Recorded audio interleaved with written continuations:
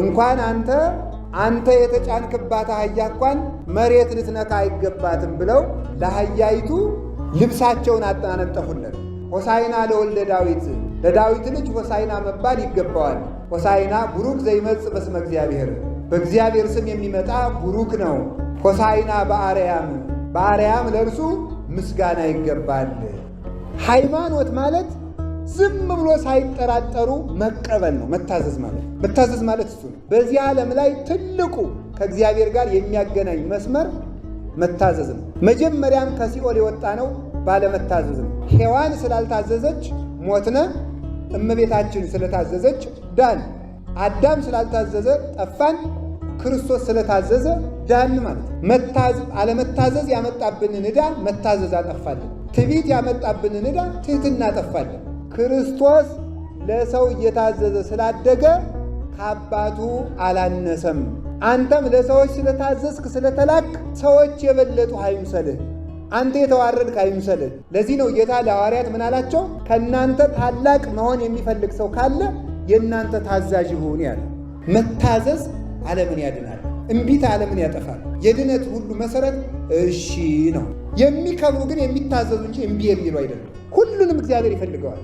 ለእግዚአብሔር መጥቶ የማይጠቅም ሰው የለም። እግዚአብሔር የማይወደው ሰው የለም። በምንም አይነት ኃጢአት ቢኖር ኃጢአቱ እንደ አለላ ቀይ ብትሆን እግዚአብሔር እንደ ባዘቶ ነጭ አድርጎ ይቀበለዋል። ወርቅን ከጭቃ ውስጥ አውጥቶ ወልውሎ ለዘውድ እንደሚያበቁት በኃጢአት ጭቃ የነበርነውን እግዚአብሔር ለክብር ማብቃት ያውቅበታል። ጌታ በአህያ የተጫነ ለምንድን ነው? የነቢያት ቃል ይፈጸም ዘንድ። አህዮቹን ሊያስመጣ ሲል ጌታ ቢታንያ ቤተፋጌ ከሚባል ቦታ ላይ ቆሞ ነው ያዘዘ። ለምን ሲባል ተሰቅዬ እናንተን ከሞት ማሰሪያ የምፈታበት ጊዜ ደረሰ ማለት ነው።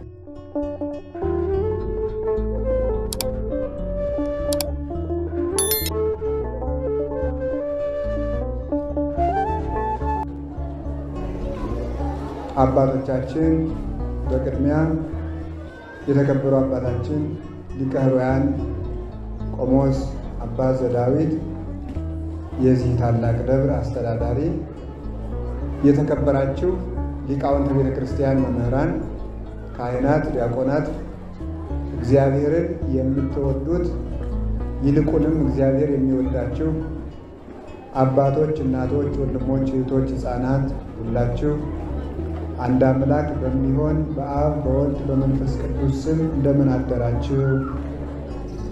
እንደምን ሰነበታችሁ? እንደምን ቆያችሁ? በሀብት ስቦ በረድኤት አቅርቦ በዚህ ቦታ የሰበሰበን ፈጣሪያችን እግዚአብሔር ስሙ የተመሰገነ ይሁን። ሁላችሁንም እግዚአብሔር በቸርነቱ እንኳን ለዚህ ቀን በሰላም አደረሳችሁ። በመካከላችን ተገኝቶ እንዲያስተምረን እንዲመክረን ቅዱስ ፈቃዱ ይሁንልን። አንድ ቀድሜ የምነግራችሁ ነገር በተቻላችሁ መጠን እዚህ ባላችሁበት ሰዓት ሁሉ ከራሳችሁ ጋር ለመሆን ሞክሩ። ራሳችሁን ሰብስቡት። አንድ ሰዓት ምንም ሳታዳምጡ ከምትቀመጡ 5 ደቂቃ ጥሩ አድርጋችሁ አዳምጣችሁ ወጣችሁ ብትሄዱ ይሻላል።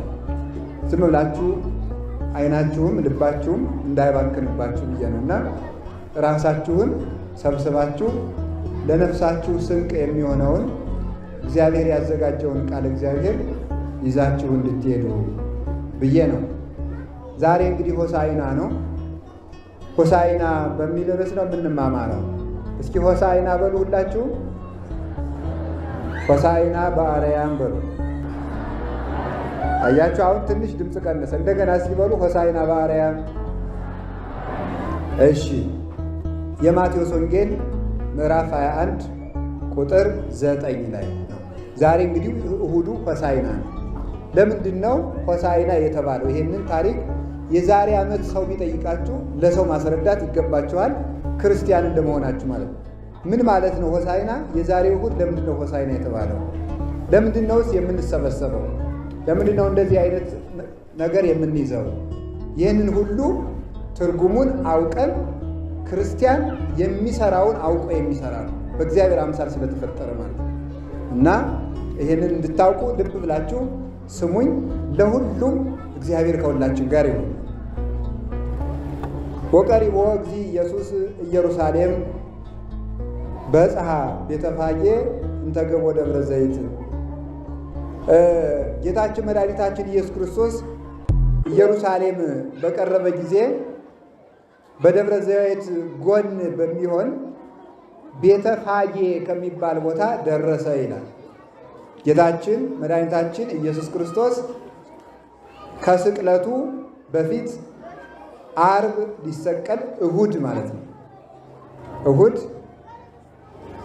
ቀደም ብሎ ቅዳሜ ለእሁድ አጥቢያ ሌሊቱን ቤተፋጌ ከሚባል ቦታ ላይ ደረሰ። ማን? ጌታችን። በየት? በደብረ ዘይት አጠገብ። ስሙ ማን ይባላል? ቤተፋጌ። እዚያ ቦታ ላይ ሲደርስ ደቀ መዛሙርቱን እንዲህ አላቸው፣ ወይቤሎሙ እግዚእ ኢየሱስ ወምዝ ፈነወ እግዚእ ኢየሱስ ክልኤተ ማርዳይሁ። ከዚህ በኋላ ጌታችን መድኃኒታችን ኢየሱስ ክርስቶስ ከደቀ መዛሙርቱ ሁለት ተማሪዎቹን መርጦ እንዲህ አላቸው፣ ሁሩ ሀገረ ዘቅድሜክሙ፣ ወደፊታችሁ ወዳለው ሀገር ሂዱ። ወትረክቡ እድግተ እስርተ ምስለ እዋላ፣ ከውርንጫዋ ጋር የታሰረች አህያ ታገኛላችሁ። ፍትሕዎሙ ወአምጽእዎሙ ሊተ፣ እናቲቱንም ግልገሏንም ፈትታችሁ አምጡልኝ አላቸው። እመቦ ዘይቤለክሙ ምንተ ትገብሩ፣ እናንተ ሰዎች የታሰረ አህያ የምትፈቱ ምን እያደረጋችሁ ነው የሚላችሁ ሰው ካለ በሉ እግዚኦሙ ይፈቅዶሙ፣ ባለቤታቸው ጌታቸው ይፈልጋችኋል በሉ። ውእተ ጊዜ ይፌንውክሙ፣ ያን ጊዜ አህዮቹን ስትፈቱ ለምንድን ነው እነዚህን አህዮች የምትፈቱ የሚላችሁ ሰው ከመጣ ባለቤታቸው አምጡ ብሎናል በሉ፣ ሰዎቹም ይሰዷቸዋል። ወዝንቱ ኩሉ ዘኮነ ከመ ይትፈጸም ዘተብህለ በነቢይ በልዋ ለወለተ ጽዮን ነዋ ንጉሥኪ ይመጽእ ሀቤኪ ጻድቅ ወየዋህ እንዘ ይጽያን ዲበ እድግት ወዲበ እዋላ። ይህ ሁሉ የተፈጸመው እንደዚህ ያደረገው በነቢይ በዘካርያስ የተነገረው ትንቢት ይደርስ ዘንድ ነው። ምን የሚል? የጽዮንን ልጅ እንዲህ በሏት፣ እነሆ ጻድቅና የዋህ የሚሆን ንጉሥሽ በአህያዋና በውርንጫዋ ላይ ተጭኖ ወደ አንቺ ይመጣል ተብሎ በነቢይ የተነገረው ይፈጸም ዘንድ ጌታችን አህያ አምጡልኝ አለ። ወገብሩ አርዳይሁ በከመ አዘዞሙ እግዚእ ኢየሱስ፣ ደቀ መዛሙርቱም ጌታችን እንዳዘዛቸው ሄደው ወደፊታቸው ወዳለው ሀገር ሂደው አንዲት እናት አህያ ከነውርንጫዋ ታስራ አገኙ። ያችን አህያ ፈትተው ለጌታ አመጡለት። ወረሃኑ አልባሲሆሙ በላዕሌሆሙ፣ ቅዱሳን ሐዋርያት ልብሳቸውን መደረቢያቸውን ከአህዮቹ ላይ አነጠፉለት። ወተጽዕነ ዲቤሆሙ፣ ጌታችንም በሁለቱ አህዮች ተጫነባቸው።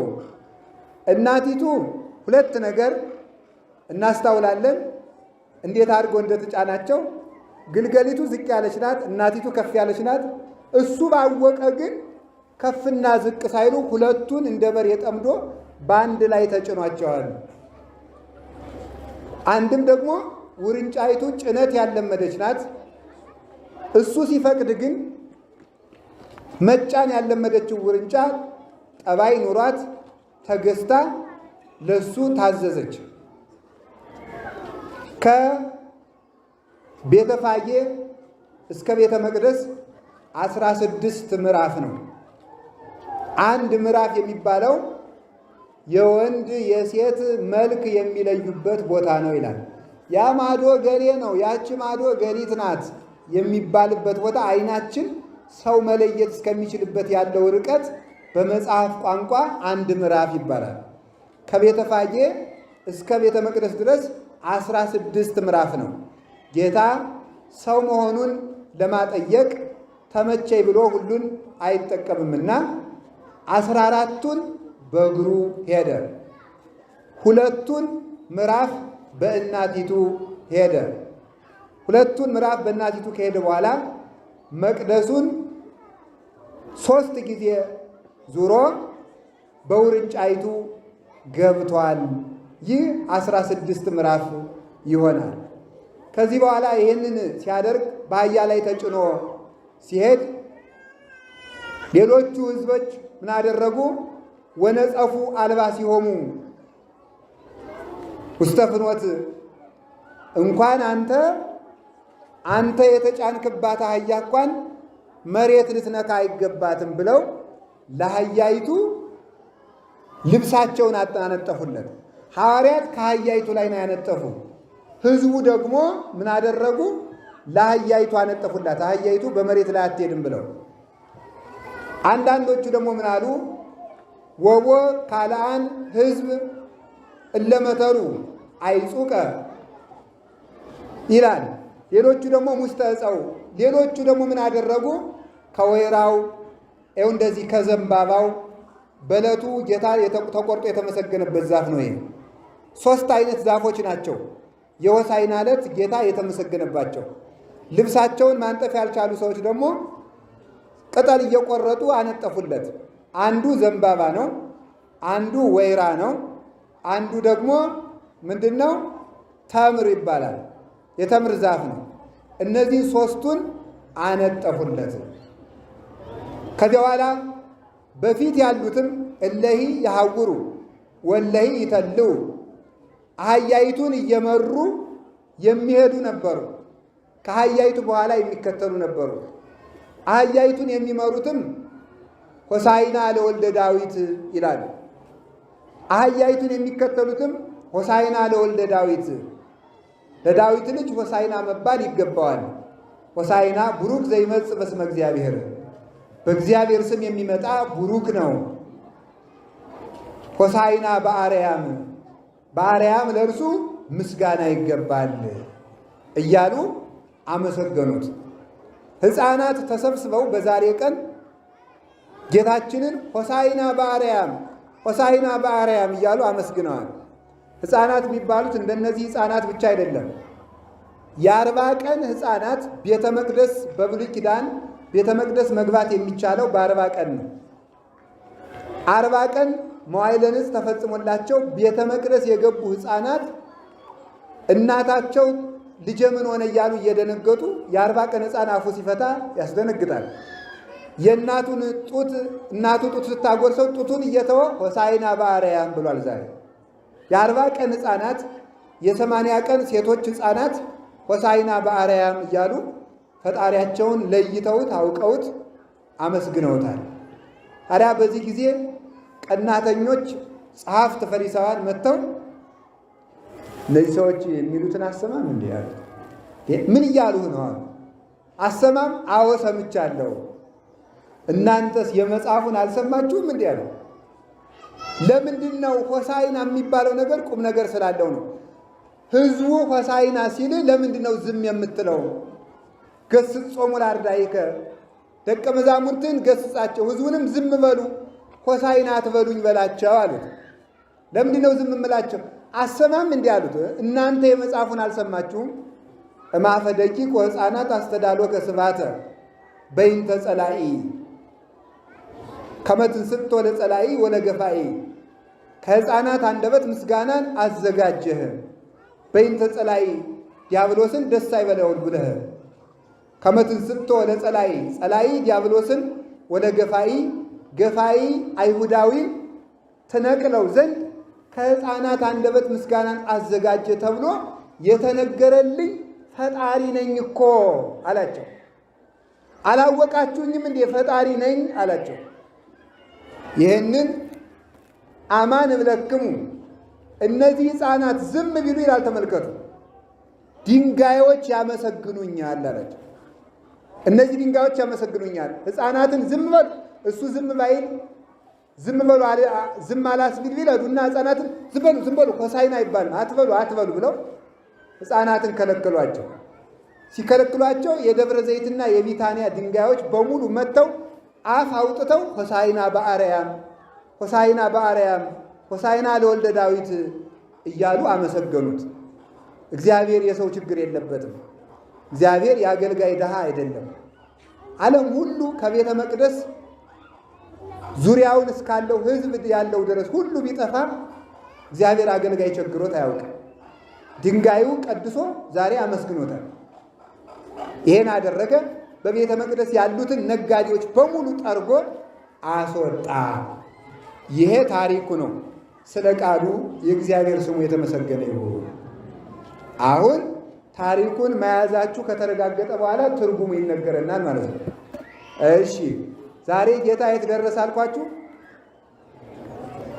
ኢየሩሳሌም በሉ እንጂ። ከኢየሩሳሌም አጠገብ ማን የምትባል ቦታ ቢታንያ። ከቢታንያ አጠገብ ማን የምትባል ቤተፋጌ። ቤተፋጌ በሉ እንጂ ያዙ እንጂ ምንድን ነው? ምን አላችሁኝ? ቤተፋጌ። እዚያ ሲደርስ ከ12 ሐዋርያት ስንት ተማሪ መረጠ? በሉ ንገሩኝ። 2 ናቸው። እነዚህ በብዙ ሊቃውንት ጴጥሮስና ዮሐንስ ናቸው የሚሉም አሉ። ያዕቆብና ዮሐንስ ናቸው የሚሉም አሉ። ግድ የለም እኛ ሁሉም ይሁኑ። 2 ተማሪ መረጠ። ምን አላቸው? ወደ ምስራቅ ሀገር ሂዱ አላቸው አይደል? ኧረ አላልኳችሁም? ያልተጻፈ ለምንድነው የምትናገሩት? ወደ ምስራቅ ነው ያላቸው። ምንድን ነው ያላቸው? ወደ ፊታችሁ ሀገር። እስኪ በሉ እሺ። እዚያ ሄዳችሁ ምን ታገኛላችሁ አላቸው። አቤት የታሰሩ ስንት አህያ? 2። ምንና ምን አህያ ናቸው? እናትና ግልገሏ ማለት ነው። በጣም ጥሩ። ሂዳችሁ ምን አድርጉልኝ አላቸው? ፈታችሁ አምጡልኝ። ሰው አትፍቱ ሲላችሁ ምን በሉ አላቸው? ጌታቸው ይፈልጋቸዋል በሉ አላቸው። እሺ ፈተው አመጡለት። ጌታ በአህያ የተጫነ ለምንድን ነው? የነቢያት ቃል ይፈጸም ዘንድ። አልሰማችሁኝ ማለት። ስለዚህ ይህንን ያደረገበት በነቢይ በአህያ ተጭኖ ይመጣል ንጉሥሽ ኢየሩሳሌም ተብሎ ስለተጻፈ። ማን ጽፎ? ዘካርያስ። አምጥተው አህዮቹን ሐዋርያት በአህዮቹ ላይ ምን አረጉለት? ኧረ መልሱ እናንተ ሰዎች። ታሪኩን ካላዛችሁት ቁጭ ነው ምን ትርጓሜዋን አልናገርም። እሺ ምን አረጉለት? ልብስ አለበሱለት። እሺ በጣም ጥሩ። ሌሎቹ ሰዎች ደግሞ ምን አረጉለት? የት ላይ ያነጠፉለት? ሐዋርያት ምን ላይ ነው ያነጠፉት? ሌላው ሰው ደግሞ እንደናንተ ምዕመናን ማለት ነው። ምዕመኑ ደግሞ የታነጠፈለት መሬት ላይ ያነጠፉለት። እሺ ሌሎች ሰዎች ደግሞ ምን አደረጉ? ዘንባባ ቆርጠው አነጠፉለት። ያላቸውን ዘንባባ። የተቆረጠለት ዛፍ ስንት አይነት ነው? ምን ናቸው? ዘንባባ፣ ወይራ፣ ተምር። እሺ በጣም ጥሩ ነው፣ ይዛችሁታል። ከዚያ እነዚህ ተነጠፉለት። አሁን የሚከተሉት ሰዎች አህያይቱን እየተከተሉ ምን ይሉ ነበር? ሆሳዕና ለወልደ ዳዊት በሉ እንጂ።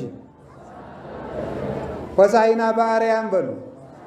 ሆሳዕና ለወልደ ዳዊት፣ ሆሳዕና በአርያም እንደዚህ ይሉ ነበረ። ሰዎች መጥተው ጸሐፍት ፈሪሳውያን ምን አሉት? ዝም አሰኝ አሉት። እሱ ምን አላቸው? በመጽሐፍ ያለውን አልሰማችሁምን አላቸው። እዚያ ሕፃናት አመሰገኑት። ሕፃናትን ዝም ቢያሰኟቸው ድንጋዮች መጥተው አመሰገኑት ማለት ነው። ስለ ቃሉ እግዚአብሔር ስሙ የተመሰገነ ይሁን። አሁን እንግዲህ ትርጉሙን ያዙ። ጌታችን መድኃኒታችን ኢየሱስ ክርስቶስ ቤተፋጌ ደረሰ። ቢታንያ የድሃ መንደር ነው። ቤተፋጌ ማለት ፋጌ የሚባል ሰው ነበረበት እዚያ አጠገብ። 2 ትርጉም ነው ያለው። አንደኛ የተመሳቀለ ጎዳና ማለት ነው። አህዮቹን ሊያስመጣ ሲል ጌታ ቢታንያ ቤተፋጌ ከሚባል ቦታ ላይ ቆሞ ነው ያዘዘ። ለምን ሲባል ተሰቅዬ እናንተን ከሞት ማሰሪያ የምፈታበት ጊዜ ደረሰ ማለት ነው። ከተመሳቀለ ጎዳና ላይ ሆኖ ነው ወደ አህዮቹ የላካቸው። 2ኛ ቤተፋጌ ማለት ነው። ፋጌ የሚባለው ሰው ከንፈሩ ፋግ ያለ ሰው ነበር ይላሉ ሊቃውንት። ከንፈሩ ፋግ ያለ የተሰነጠቀ ነበርና በሱ ስም ፋጌ ተብሎ ተጠርቷል። እዚያ ቦታ ከድሆች መንደር ላይ ቆሞ መልአኩ እናንተን ከድህነት ላወጣችሁ መጥቻለሁ፣ ከነፍስ ድህነት ላወጣችሁ መጥቻለሁ ማለቱ ነበረ። እዚያ ሲደርስ ወደፊታችሁ ሀገር ሂዱ ብሎ አዘዛቸው። ይሄ በጣም በጣም በጣም በጣም ችግር የሆነ ትእዛዝ ነው። ኪሎ ሜትሩ አልተነገረም። የስንት ቀን ጎዳና እንደሚወስድ አልተነገረም። መታዘዝ በጣም በጣም ችግር ነው።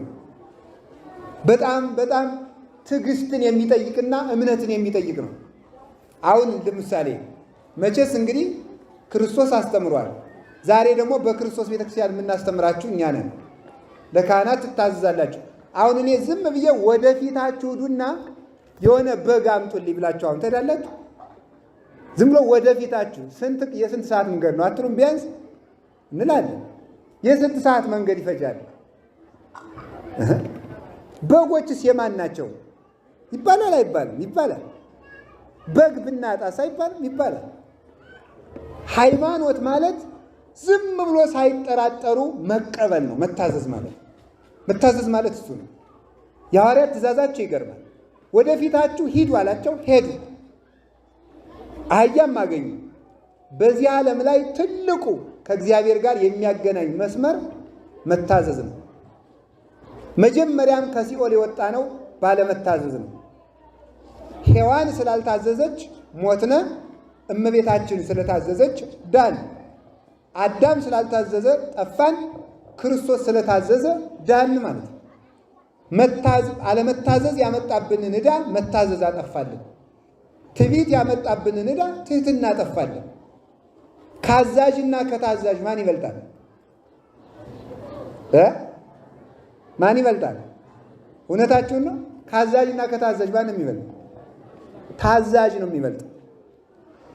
የሉቃስ ወንጌል ምዕራፍ 2 ላይ ጌታ ለእመቤታችን እየታዘዘ አደገ ይላል። ከእመቤታችንና ከጌታ ማን ሊበልጥ ነው? እስኪ ንገሩኝ። ጌታ ነው የሚበልጠው። ፈጣሪ ነው እሱ፣ እሷ ፍጡር ናት። ጌታ እንደውም ሊቃውንቱ ይላሉ ይህንን አንቀጽ ሲተረጉ ክርስቶስ ለሰው እየታዘዘ ስላደገ ከአባቱ አላነሰም። አንተም ለሰዎች ስለታዘዝክ ስለተላክ ሰዎች የበለጡ አይምሰልህ፣ አንተ የተዋረድክ አይምሰልህ። ለዚህ ነው ጌታ ለሐዋርያት ምን አላቸው? ከእናንተ ታላቅ መሆን የሚፈልግ ሰው ካለ የእናንተ ታዛዥ ይሁን ያለ። ከእናንተ ታላቅ መሆን የሚፈልግ ሰው ካለ ታዛዥ ይሁን ነው ያላቸው። የሚገባችሁን ሰርታችሁ ከጨረሳችሁ በኋላ የማንጠቅም ባሪያዎች ነን በሉ አለ። ስለመታዘዝ አንድ ታሪክ ልንገራችሁ። አንድ መነኩሴ እንዲያደረገ ደቀ መዝሙሩን ምን ይለዋል? መቃብር ቤት ነው የሚኖረው። ከነሱ መቃብር ቤት አጠገብ ራቅ ብሎ ከሌላ መቃብር ቤት አንድ ክፉ አውሬ አለ፣ ያየውን ሁሉ የሚበላ እና በልቶ በግ ገሎ ከብት ገሎ በልቶ ስጋ ተርፎታል። ይህንን መነኩሴው በራያይና ደቀ መዝሙሩ ምን ይለዋል? ሂድና ከዚያ የአውሬ ካተረፈው ስጋ አምጣልኛል። እንዴ ቢበላኝስ አለው። አምጣ ብያለሁ፣ አምጣ ብያለሁ። እሺ ብሎ ሄደ። ሌላ የሚብስ ነገር ልንገራቸው። አውሬው ሰው አይቶ አይምር፣ ሂድ አምጣልኛል። የበቃ ባይታዊ ነው መነኩሴው። ኋላ ያ መነኩሴ እሺ ብሎ ሲሄድ ቆይ ረስቸዋለሁ፣ እንዲያውም ሄደ አስረህ አምጣዋል። ስጋውን ይዞ ሲመጣ አውሬው ዝም ይለዋል ወይ? ሌላ ጥያቄ ነው። ደግሞ ጭራሽ አስረህ ይዘውናል። አናብርት ቢሆኑ የአውሬ የማይፈጀው የለም፣ እንደ ደራጎን ያለ ነው። ኋላ ሲመጣብኝ ምን ልበለው አለ። አባ ጳውሎስ ነው የሚባል መነኩሴ። አባ ጳውሎስ ይዘውና ብለውኛል በለው አለ። እሺ ብሎ ሄደ። ሲሄድ ሊበላው ሲመጣ እኔ አይደለሁም አባ ጳውሎስ ነው የላከኝ ስጋውን አምጣ ብሏል። ኋላ ስሙን ሲጠራ ሸሻ አለ። እሱ ተከተለው። ሲሸሽ ምን አለው መሰላችሁ? እኔ አይደለሁም እንኳ አባ ጳውሎስ አስረ ይዘና ብለው ይነዋል። ከዚያ አውሬው መጥቶ አንገቱን ሰጠው ለዚያ ደቀ መዝሙር። አንገቱን ሲሰጠው እየጎተተ ይዞት መጣ። ይዞት ሲመጣ ደግሞ እኔ እኮ በታዛዥነቴ አውሬ አስሬ የማመጣ ላይ ብሎ ደግሞ ትዕቢት እንዳይሰማው አንተ ወራዳ ደግሞ አውሬ ብለህ አውሬ እየጎተትክ ታመጣ ብለው ደግሞ በዱላ ይሄ ይደንቃል እኮ እንደ አባቶቻችን እኮ ለምን ትዕግስት እንዲለምድና እንዳይታበይ ነው። እኔ እኮ በጸሎቴ እኮ አውሬ የማስር ሰው ነኝ እንዳይል እንዳይመጻደቅ ደግሞ አውሬ አምጣልኝ ብያለሁ ብለው ደበደቡት። መታዘዝ ዓለምን ያድናል፣ እምቢታ ዓለምን ያጠፋል።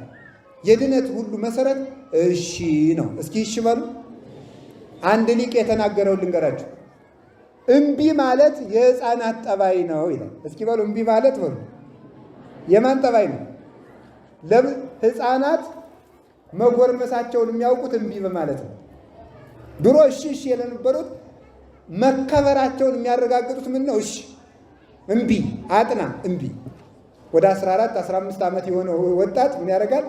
መብት እየተከበረ ነው አይደለም፣ ቤተሰቡ ያከብረኛል አይደለም የሚለውን የሚፈትነው እምቢ በማለት ነው። እና በአይምሮ ሕፃን የሆኑ ሰዎች ባለመታዘዝ ክብራቸውን ይገልጣሉ። የሚከብሩ ግን የሚታዘዙ እንጂ እምቢ የሚሉ አይደለም። ስለዚህ ሳይጠራጠሩ መታዘዝ፣ ሳይመርጡ መታዘዝ። ሳይመርጡ እገሌ የተከበረ ሰው ነው፣ እገሌ ታናሽ ሰው ነው ሳይሉ፣ ሰው ሳያዩ፣ ፊት አይቶ ሳያደሉ ለማንም ሰው ሳይመርጥ የሚታዘዘው ትልቅ በረከት ያገኛል። ሐሳብ መርጦ መታዘዝም አይገባም። ይሄንን እታዘዛለሁ ይሄኛውን ግን አላደርገውም። አሁን ልንገራችሁ፣ እያንዳንዳችን እንዲነካብን የማንፈልገው ነገር አለ። ይሄ ምን ማለት ነው? መርጦ መታዘዝ። ድንጋይ የተሸከሙ አሁን ለዚህ ቤተ ክርስቲያን ኑ ውሃ ቅዱ ብል ትታዛላችሁ። አስተካክሉ፣ አትስከሩ፣ አነጋገራችሁ፣ አለባበሳችሁ፣ ጠጉር አቆራረጣችሁ ይስተካከል ብል ግን የለም። ስለዚህ የማትታዘዙት አለ፣ የምትታዙት አለ። ሐሳብ መርጣችሁ ነው የምትታዘዙት ማለት ነው። ቀንም መርጣችሁ ነው። አሁን ይሄ ሁልጊዜ በሳምንት እሑድ እሑድ እንደዚህ ያለ ሰው ይመጣል። ይሄን ያህል ሰው አለ የለም። በብልጣብልጥነት ልትጸድቁ ማለት ነው። በብልጣብልጥነት ዛሬ የመፈቻ ቀን ስለሆነች እንደምንም ብላችሁ መጣችሁ። እግዚአብሔር ይደለላል? እግዚአብሔር ይጭበረበራል? እግዚአብሔር ጉቦኛ ነው እንዴ? ዓመት አንድ ቀን መጣችሁ፣ አዎ የሆሳዕና ዕለት ስለመጣው የይፍቱ ዕለት ተፈትቻለሁ እንዲህ ተብሎ ገነቱ ሊወረስ አይገኝም። አዛኝም ሁልጊዜ እሑድ መምጣት አለባችሁ። አየናችሁ እኮ ብልጥነት ነው ይሄ። በእውነቱ ማለት ይሄ ደግነትም አይደለም ብልሃትም አይደለም፣ የሞኝ ብስለት ነው የሚባለው። ስለዚህ መርጠን ለምንድን ነው የምታዘዘው? ከዓመት አንድ ቀን ልትመጡ፣ በሳምንት ቁጭ። ስለዚህ ሳንመርጥ በእምነት እንድንታዘዝ አምላክ ቅዱሳን ይርዳል። ሐዋርያት ሳይንጎራጎሩ ታዘዙ፣ በመታዘዛቸው ተጠቀሙ። ብዙ አባቶች የተጠቀሙ በመታዘዝ ነው። እኛ ብናዛችሁ የእግዚአብሔርን ሕግ ሻሩ እስካላልናችሁ ድረስ መታዘዝ አለባችሁ። ይሄንን አታርጉ ከተባለ ማድረግ ነው። እናንተ እኛን ከሰማችሁን፣ እኛም እናንተን ከሰማናችሁ የሚሰማ ዳኛ እግዚአብሔር ይሰጣል። አሁን ቤተ ክርስቲያን አልሰማና አልከበር ያለች እኛ እግዚአብሔርን ስለማንሰማ ነው። ሳንታዘዝ ማን ይሰማናል? ማን ይፈርድልናል? በፍጹም አይገኝም። ስለዚህ መታዘዝ መልካም ነው። አባ ዮሐንስ አፂር ምን አደረገ? አባ ባይሞን ባይታዊ የገዳሙ አበምኔት ምን አለው? የግማሽ ቀን መንገድ ወሰደና ምን አደረገው? የግማሽ ቀን መንገድ ወስዶ በትሩን ተክሎ ደረቁን መቋሚያ ተክሎ ልጄ በል እንግዲህ የግማሽ ቀን ውሃ መንገድ ውሃ እያመላለስክ አጠጥተ ይችን ለፍሬ ያብቃት አለ። የግማሽ ቀን መንገድ ተመላልሶ ማለት እንግዲህ በቀትር ደግሞ አንደኛ ስር ያለው ዛፍም በሆነ ውሃውን ግማሽ ቀን እየተሸከመ አባ ባይሞን ቅጠል አውጭ ብለውሻል እያለ አባ ባይሞን ቅጠል አውጭ ብለውሻል አንቺ በትር እያለ ያጠጣታል። ከዚያ በኋላ ለመለመች፣ አፈራች፣ ትልቅ ዛፍ ሆነች። አባ ባይሞን ቢሄድ አፍርታለች። ደወል ደውለው የገዳሙን ደወል ደውሎ አባ ባይሞን መነኮሳትን በሙሉ ሰብስቦ ከፍሬው አምጥቶ ለገዳሙ መነኮሳት የመታዘዝ ፍሬ ብሉ ብሎ አበላቸው። ደረቁ ለፍሬ በቅቶ ማለት ነው። ስለዚህ መታዘዝ ነው የሚያድነው እንጂ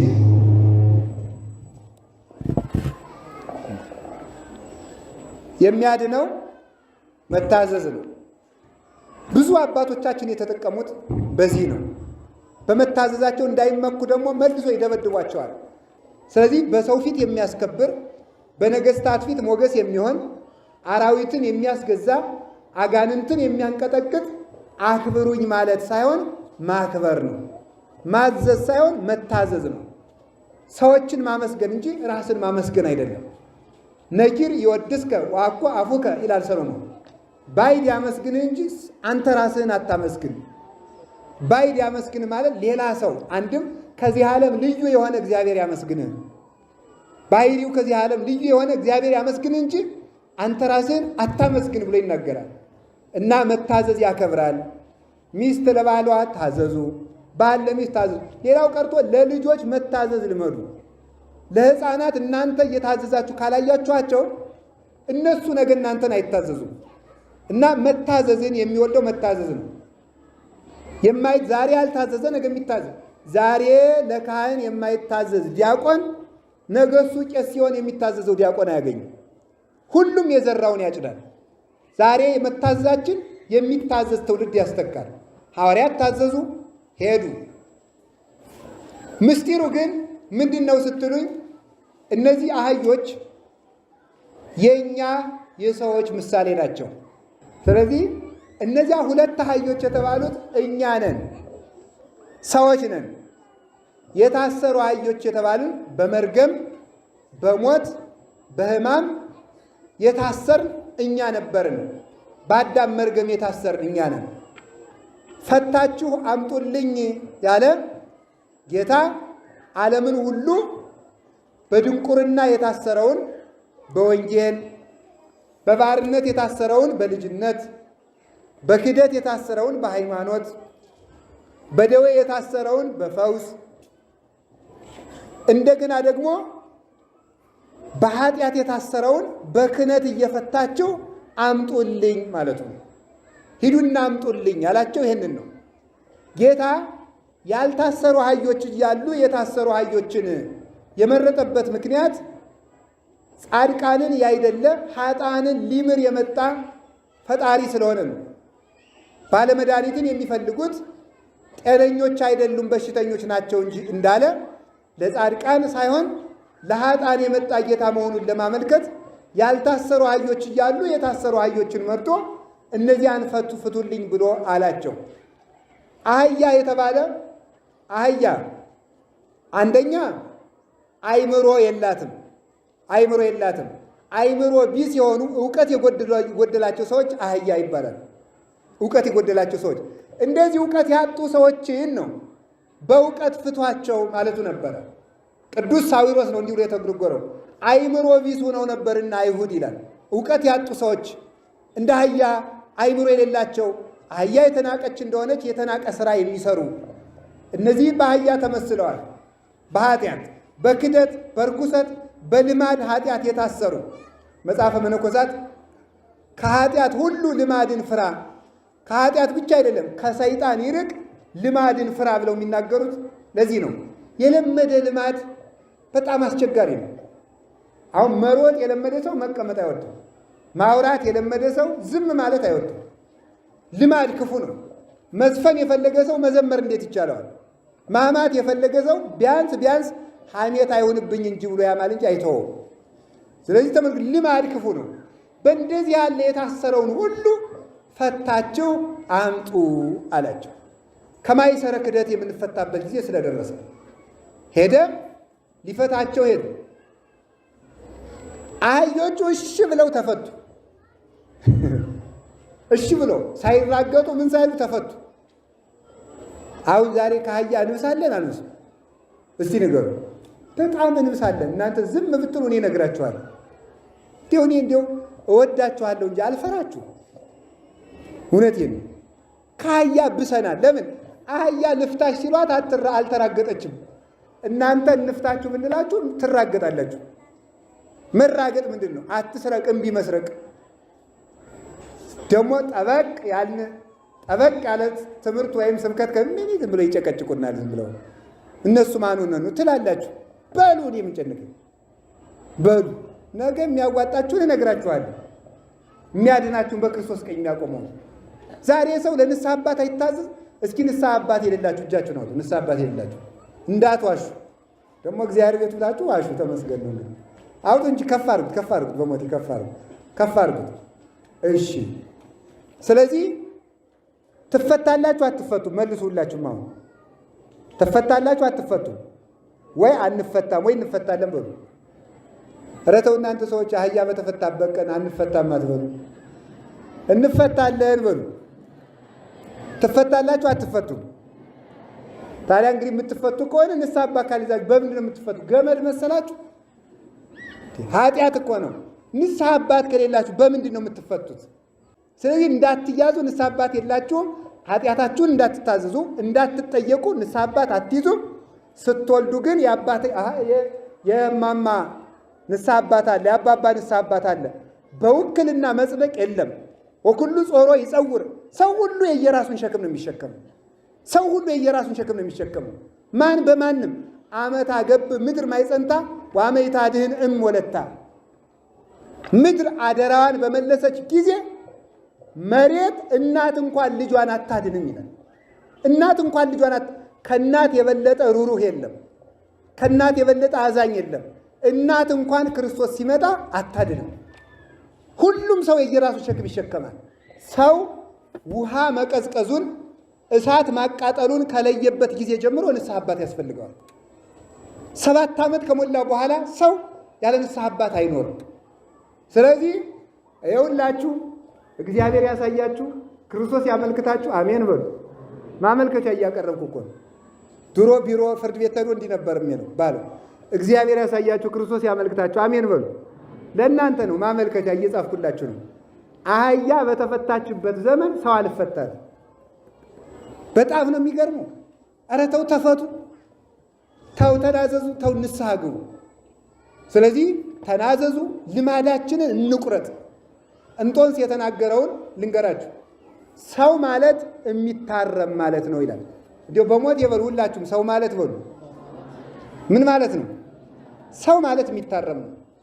ሰው ማለት የሚታረም ነው እንጂ ከዚያ ውጭ ከእንስሳት ምንም ብልጫ የለውም። ምንም ብልጫ የለውም።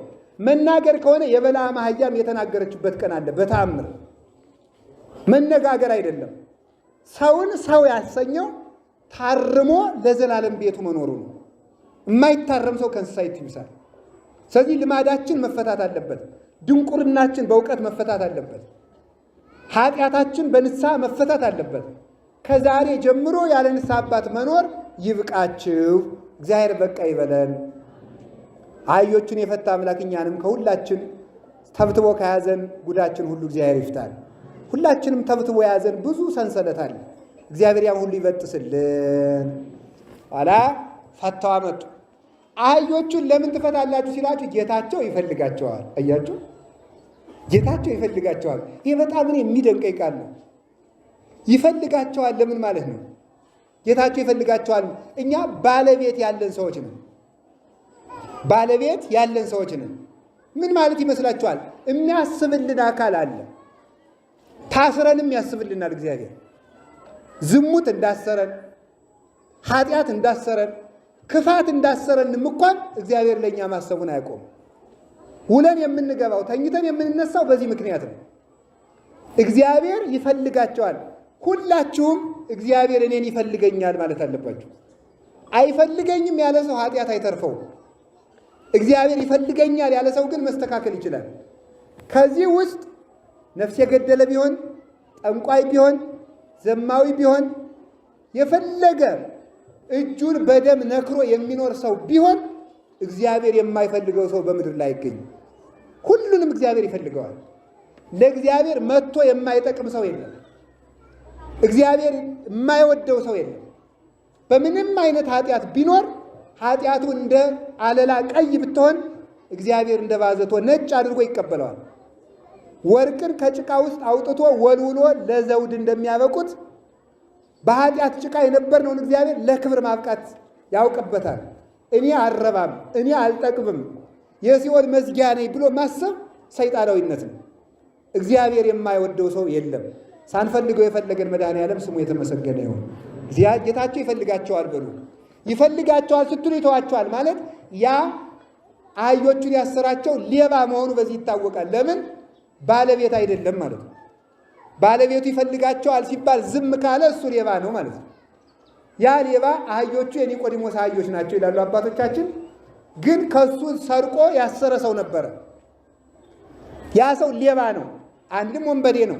ሌባ የተባለ ማን ነው? ሰይጣን ነው። ወንበዴ የተባለ ማን ነው? ሰይጣን ነው። ሌባ ሲያዩት ይሰርቃል፣ ሳያዩት ይሰርቃል። ሲያዩት ደህና ሰነበታችሁ ይላል፣ ልጠይቃችሁ መጥቼ ይላል። ወንበዴ ግን ቢያዩትም ባያዩትም ይሰርቃል። ቢያዩትም ባያዩትም ቀምቶ ይወስዳል። ዲያብሎስ ሌባም ነው ወንበዴም ነው። ሌባም ነው ወንበዴም ነው። ሌብነቱ አስመስሎ ጸጋችንን ይገፋል። ወንበዴነቱ ደግሞ ባላውያን ነገስታት፣ ባላውያን መኳንንት፣ ሃይማኖት በሌላቸው ነገስታት እያደረ ህዝብ ይጨርሳል። ሲሳካለት በስብከት በተሳሳተ ትምህርት፣ ሳይሳካለት በሰይፍ እያደረገ ክርስቲያኖች ተጨንቀው ሃይማኖታቸውን እንዲክዱ ያደርጋል። ያ ወንበዴ ዲያብሎስ ነው። ከዚያ ወንበዴ እንዲፈቱ እግዚአብሔር ስልጣን የሰጣቸው ለአባቶቻችን ለሐዋርያትና ለካህናት ነው። አህዮቹ እናት አህያና ውርንጫ አህያ ናት። እናት አህያ የተባለች አይሁድ ናቸው። እናቲቱ መጫን ለምዳለች፣ አይሁድም ህግ ለምደዋል። ውርንጫ አህያ የተባለ ደግሞ ህግ ያለመደ ሰው ነው። እስቲ ህግ ያለመደ በሉ እንጂ መጫን ያለመደ ወጣቱ አሁን የሚለውን ሰምታችኋል። አስቀድስ እንዲህ አድርግ ሲባል እኔ ይቅርታ አድርጉልኝ እንጂ ጭንቅ አልችልም ይላል። እኔ ጭንቅ አልችልም፣ እኔ እንደዚህ አይነት ነገር አይመቸኝም ይላል። እኔ በቃ እንደዚህ አይነት የጨነቀ ነገር አልፈልግም። በቃ ጌታ ተሰቀለ እንደዚህ አይነት እኔ የጨነቀ ታሪክ ራሱ አትንገሩኝ ይላል ዝም ብሎ ማለት ነው። ይሄ ምን ይባላል? ውርንጫ አህያ ይባላል። መጫን ያለመደ ማለት ነው። ይሄው ነው መጽሐፍ ላይ የተተረጎመው ነው የነገርኳችሁ ማለት ነው። መጫን የለመደ ማለት ህግ የለመደ ነው። ህግ የለመደ ስለዚህ መጫን መልመድ አለብን። ምንድነው የምንጫነው? የእግዚአብሔር ህግ። የእግዚአብሔር ህግ ቀላል ሸክም ነው። ከዲያብሎስ ቀንበር ያወጣን ዘንድ የእሱን ቀላል ሸክም በላያችን ላይ ጭኗል። ለህግ መታዘዝ፣ 16ቱን ህግጋት አክብሮ መኖር፣ አፈንጋጭ አለመሆን፣ ጭንቅ ስትመጣ ወዲያ ወዲህ አለ ማለት ነው። ችግር የለም የሚል ሰው ችግሩ ሲጠላችኋል ይነግራችኋል። ችግር የለም የሚል ንስሐ አባት እየፈልጋችሁ የምትይዙ ከሆነ ችግር ውስጥ እንዳትወድቁ ህግ መልመድ ይገባናል። ስለዚህ ያንን ነው ያልተጫነችው አህያ የተባለች በዚህ ምክንያት ነው እላችኋለሁ። አንድም እናት አህያ የተባሉ አይሁድ፣ ውርንጫ የተባሉ አሕዛብ ህግ አልለመዱምና፣ መጸለይ አልለመዱምና፣ መጾም አልለመዱምና፣ መስገድ አልለመዱምና፣ ማስቀደስ አልለመዱምና ያልለመዱ ናቸው። ስለዚህ የእግዚአብሔርን ህግ ከቤተ መቅደሱ ነው መልመድ ይገባል። ክፉ ቀን ቢመጣ እንኳን ከክፉ ቀን መዳን የምንችለው ስንለምደው ነው። ሁሉም ይለመዳል። እነዚህን አህዮች ጌታ በሁለቱም አደረባቸው ማለት ህግ ያልለመደ ሰው በኃጢአት የኖረ ሰውም ሲመጣ ህግ እንደለመደ ሰው እኩል ያድርበታል፣ በረከቱን ያሳድርበታል። እንዲህ እንላለን፣ ኢይበል ፈላሲ ዘገባ ሀበ እግዚአብሔር ይፈልጠኒኑ እምሕዝቡ። ኢይበል ፈላሲ ዘገባ ሀበ እግዚአብሔር ይፈልጠኒኑ እምሕዝቡ። ፈላሲ ቅዳሴ ስንገባ መጀመሪያ የምንላት ናት። በዜማ ስለምትባል በግዕዝ ቋንቋን ላታውቋት ትችላላችሁ። ፈላሲ ስደተኛ ሰው ካለ እግዚአብሔር ይለየኛል አይበል ይላል። ፈላሲ ማለት ምን ማለት ነው? ከኃጢአት ተሰዶ ከጣዖት ተሰዶ የመጣ ሰው ካለ እግዚአብሔር እኔ ኃጢአተኛ የነበርኩ ሰው ነኝና እኔን ይቀበለኝ ይሆን ከቅዱሳን ይለየኝ ይሆን አይበል። እግዚአብሔር ከቅዱሳን ጋር ይጨምረዋል፣ አይጠራጠር። ሳይጠራጠር ያስቀድስ ይቁም። ከየትኛውም የኃጢአት ጭቃ ወጥቶ ከመጣ እግዚአብሔር ከቅዱሳን ጋር እኩል ያከብረዋልና ኢይበል ፈላሲ ዘገባ ከኃጢአት ተሰዶ ከወገን ተለይቶ ከኃጢአት ሀገር ተሰዶ የመጣውን ሰው እግዚአብሔር ከወገኖቹ አይለየውም ብሎ ይነገራል። ሁለቱም አደረባቸው። 14 ምዕራፍ ተጫነ። 14 ምዕራፍ 10ቱ ትእዛዛት ወይም 10ሩ ሕግጋት ናቸው። ከኔ ከእግዚአብሔር በቀር ሌላ አምላክ አታምልክ፣ አትስረቅ፣ አትመንዝር፣ ሰንበትን አክብር የሚለው እነዚህ 10ሩ ናቸው። 4ቱ ኪዳናት የሚባሉ አሉ። ኪዳነ ኖህ፣ ክህነተ መልከ ጼዴቅ፣ ግዝረተ አብርሃም፣ ጥምቀተ ዮሐንስ እነዚህ ናቸው 14ቱ። 2ቱ ምዕራፎች በእናቲቱ አህያ የሄደባት 2ቱ ምዕራፎች ደግሞ ምንድናቸው? ሰውን መውደድና እግዚአብሔርን መውደድ ናቸው። እነዚህ 2ቱም አይቀሩም። 16ቱን ትእዛዛት 10ሩን ትእዛዛት ያከበረ 4ቱን ኪዳናት ብሉይ ኪዳንን ያከበረ ፍቅረ ቢጽና ፍቅረ ቢጽን ሰውና እግዚአብሔርን መውደድን የምታስተምር ወንጌልን የፈጸመ ሰው ካለ ከዚያ አንድ ዙር 3 ጊዜ ዙሮ አንድ ዙር በአህያዋ የሚለው አንድነት ሶስትነት ነው። የሥላሴን አንድነት ሶስትነት ያመነ ሰው ክርስቶስ አድሮበት ይኖራል ለማለት ነው። ልብሳቸውን ያነጠፉለት ምንድን ነው? ልብሳቸውን ያነጠፉለት ከአህያይቱ ላይ ልብስ የተባለ የሐዋርያት ትምህርት ነው። አንድም ልብስ የተነጠፈ ልብስ ገመናን ይሸፍናል፣ ገመና የሚሸፍን አምላክ ነኝ ሲል ነው ይላል። ገመናን የሚሸፍን አምላክ ነኝ። አሁን ሁላችንም የሰራነው ኃጢአት ግንባራችን ላይ ቢጻፍ ቆሞ የሚያስተምርም አይገኝ፣ ቁጭ ብሎ የሚማርም አይገኝ። ሁላችን ቤታችን ሄደን ቁጭ ነበር የምንለው። ድሮ ጌታ ከመወለዱ በፊት ሰዎች ኃጢአት ሲሰሩ ከግንባራቸው ላይ ይወጣል። በሻሽ ሲሸፍኑት ከሻሹ ላይ ይወጣል። ቤት ውስጥ ሲገቡ ከግንቡ ላይ ይወጣ ነበረ። አሁን ግን መድኃኔዓለም ክብር ምስጋና ይግባውና ሰው ሆኖ ኃጢአት በሰው መሃል ተገልጦ እንዳያዋርደን ገመናችንን ሸፈነልን። ገመናችሁን የሚሸፍን አምላክ ነኝ ሲል ልብስ ተነጠፈለት። ልብስ ይመቻል። የምትመች ሕግ ሰራውላችሁ። አንድም ይቆረቁራል። ለሥጋ የሚቆረቁር ለነፍስ የሚመች ሕግ ሰራውላችሁ ለማለት። አህያይቱ ምዕመናንን ሲወክል በአህያይቱ ላይ የተነጠፈው ልብስ የሐዋርያት ትምህርት፣ የሐዋርያት ክህነት፣ የሐዋርያት ሥርዓት፣ የሐዋርያት መሥዋዕትና የሐዋርያት ሰማዕትነትና ሕይወት ነው።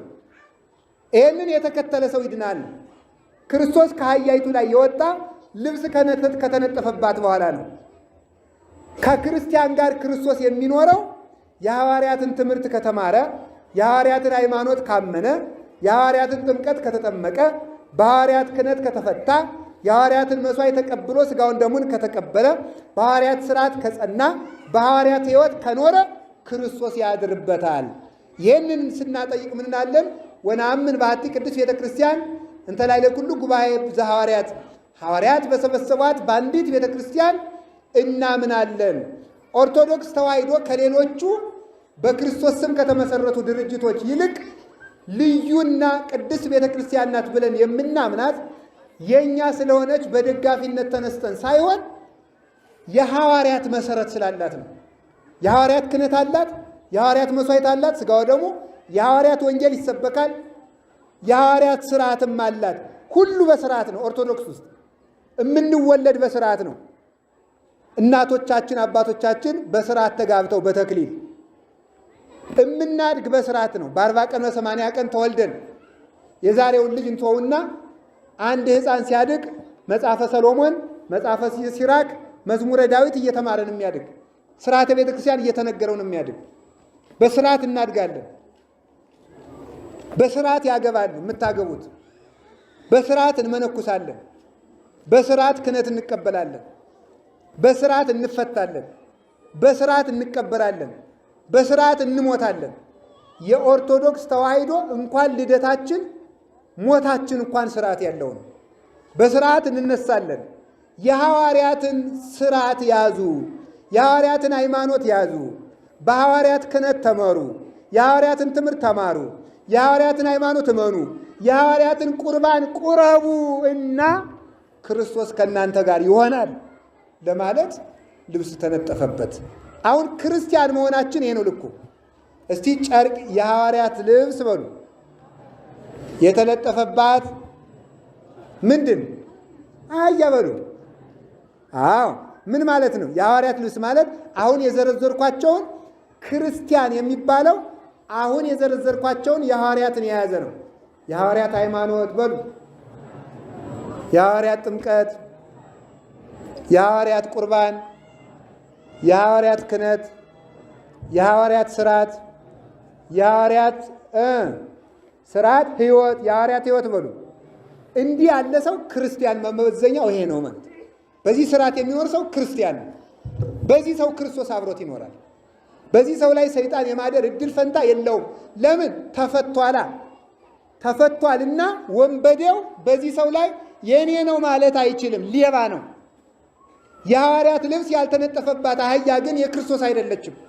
ይሄ የሌለው ክርስቲያን ክርስቲያን አይባልም። ከዚያስ እታች ደግሞ ልብ ብላችሁ ስሙ፣ እየጨረስን ነው። ልብሳቸውን ደግሞ አነጠፉለት ምዕመናን።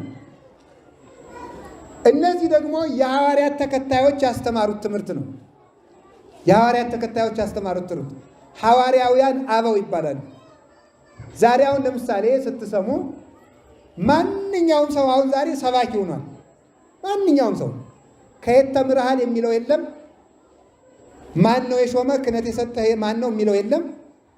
የትኛው ቅዱስ ሲኖዶስ ወይም የትኛው ጳጳስ ነው ያሰማራ የለም የሚለው የለም። ትምህርት ቤት ይሄን ነው። ማን መምህር ነው አስተምር። ማን እንደላካቸው የማይታወቁ ሰዎች ቆብ ስላላቸው ብቻ፣ ቀሚስ ስለለበሱ ብቻ፣ መስቀል ስለያዙ ብቻ፣ ዲያቆን ቄስ የሚል ስም ስለያዙ ብቻ ደጋፊ ማፍራት ይጀምሩና ከዚያ በኋላ እነዚህ ሰዎች ልክ አይደሉም መባል ሲጀመር እነዚያ ሰዎች ሳያውቁ መጀመሪያ ያገኙትን ሰው ትክክልም ሆነ ስህተት መጀመሪያ ለያዘው እውቀቱ ይጋደላልና እገሌን ከነካችሁብን እንሞታለን ማለት ይጀምራል ማለት ነው። እንዲህ ያለ መንጋ ይሰበሰባል። ኦርቶዶክሳዊ ያይደለ ማለት ነው። አሁን በዚህ ዘመን ታዲያ ምን ይላል መሰላችሁ? እነገሌ ልክ አይደሉም፣ እነገሌ ልክ አይደሉም ሲባል ሰው ምን ይላል? ታዲያ ማንን እንመን ይላል። እስኪ በሉ እንጂ እንደዚህ የሚል ጥያቄ ይጠይቃል። መስፈርት ነገርኳችሁ። የሐዋርያት ክህነት በሉ። እኔ ሳይደክመኝ እንዳልታደጉ የሐዋርያት ክህነት፣ የሐዋርያት ትምህርት፣ የሐዋርያት ስርዓት፣ የሐዋርያት መስዋዕት፣ የሐዋርያት ሕይወት፣ የሐዋርያት ጥምቀት፣ የሐዋርያት ቤተ ክርስቲያን እነዚህን ጠብቆ ከያዘ አንድን ሰው መምህር አባት ብለን እንቀበለዋለን።